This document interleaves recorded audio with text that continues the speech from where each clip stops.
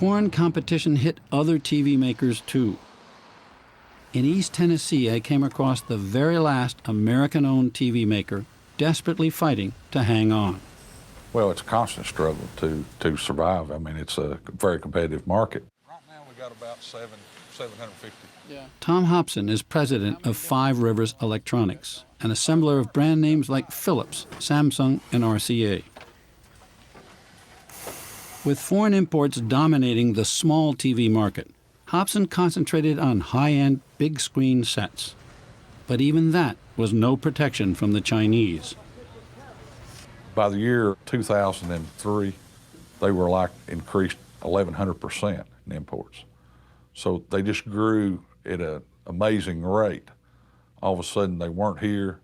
They were shipping, maybe 100,000. Now they're shipping millions and millions of televisions all of a sudden from China. In 3 short years, Chinese TV makers had grabbed 1/3 of the high-end market, about $350 million of business. But Hobson was convinced he was up against more than just free trade. We're here to create jobs for our people in Greenville, Tennessee. And on a fair, level playing field, if we can't compete, then we go out of business like anyone else.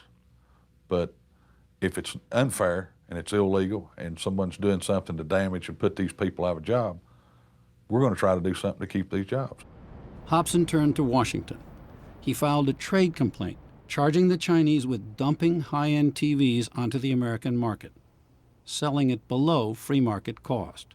It's not fair trade. It's not free trade. The Chinese are pricing their products in a manner contrary to the obligations they undertook when they joined the World Trade Organization a few years ago. The Chinese system has built-in advantages that no one else in the world has.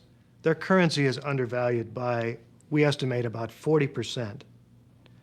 Their workers are not treated fairly in terms of worker rights. The government provides subsidies to Chinese producers at preferential interest rates that may not even have to be repaid. It's a rigged system. Chinese TV makers vigorously fought the case, including TCL.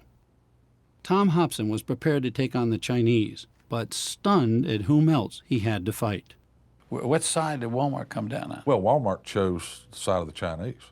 And basically, Walmart spent a lot of time and effort at the International Trade Commission hearings testifying against us and our case.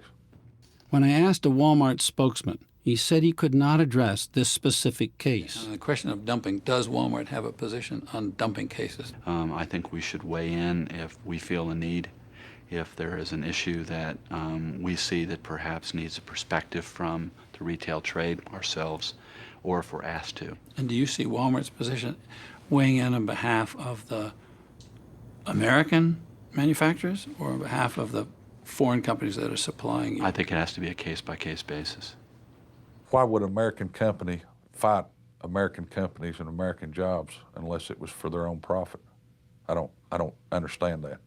Why would Walmart and other companies actually testify to support jobs in China instead of American jobs unless there was some benefit to them?